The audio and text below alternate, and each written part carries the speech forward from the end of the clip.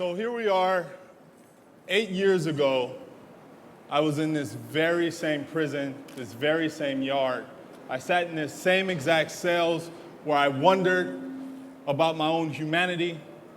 I questioned life, its meaning, my destiny. Most unforgettable, however, was when I sat brokenhearted, realizing that I had lost the courage to dream beyond the barbed wire and dream beyond these prison walls. And I go back to those days of wondering what was it that had stripped that courage? Now I'm thankful that somewhere I found the courage to dream beyond the bars and had mentors that helped me see that I too could be something. And then I went on to Loyola and started succeeding, I guess some would say. And I was dreaming, and I was dreaming big as could be. And then my dreams were fortunately interrupted.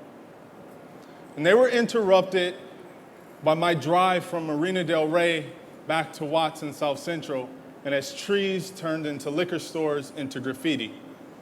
And it reminded me of my days when I sat in this exact same prison.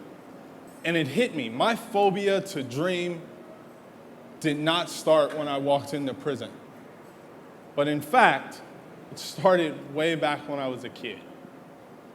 And I realized that the children in areas such as Watts and Compton, the Bronx, Oakland, are being denied the simple right to just dream of a dream. And I decided that I would give children the framework or the landscape so that they can dream again. The successes that I've had in my own mind are marginal to the bulb that goes off in children's faces when I see them light up and believe in themselves again.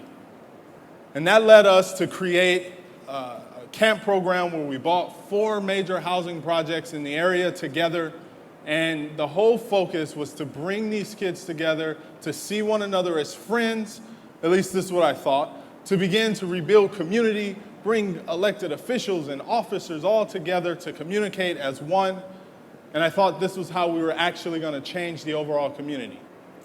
It is changing it, and it's certainly a part of it. But from there, I realized that we actually needed more, which then led to us creating a summer camp this summer.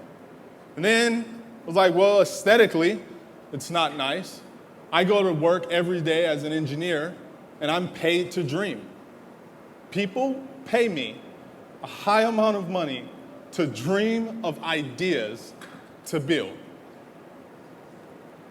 And that's when it hit me that all our collective services are not about this one piece of service that we give to our subjects, our kids, the folks that we're helping, but in fact, we are creating an overall, a far-stretching concept that is allowing people to dream again.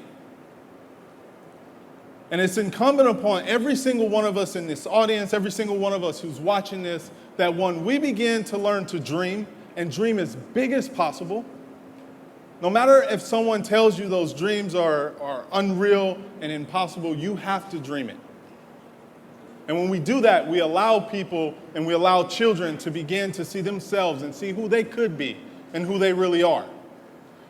And when our children begin to dream again and dream exactly the way our forefathers dreamt of this nation, when our children are able to look at our current problems and realize that our current problems, in the words of Obama, are much bigger than the smallness of our politics, and that actually we come together as a united whole, and that's the only way we're going to change that, will we actually see change.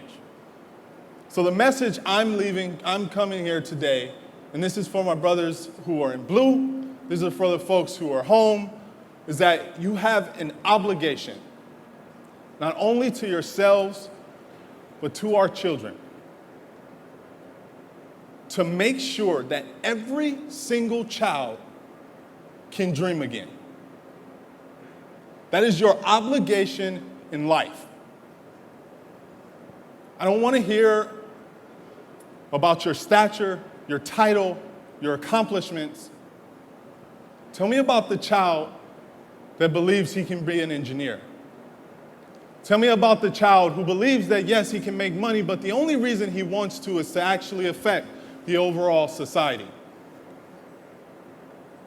And when you do that, that's when we have succeeded.